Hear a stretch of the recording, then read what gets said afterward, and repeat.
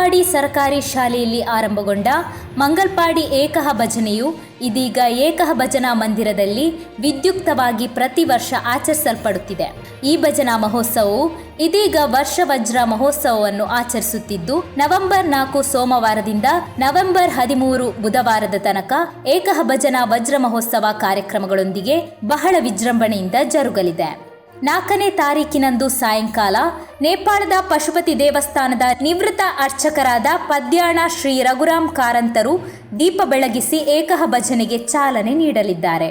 ವಿವಿಧ ಭಜನಾ ಮಂಡಳಿಗಳಿಂದ ಭಜನೆ ಮತ್ತು ತಾರೀಖು 11ರಂದು ಗೀತಾ ಕಂಠಪಾಠ ಸ್ಪರ್ಧೆ, ಸತ್ಯನಾರಾಯಣ ಪೂಜೆ, ಧಾರ್ಮಿಕ ಸಭಾ ಕಾರ್ಯಕ್ರಮ ಮತ್ತು ಸಮೂಹ ನೃತ್ಯ ಸ್ಪರ್ಧೆ ನಡೆಯಲಿದೆ.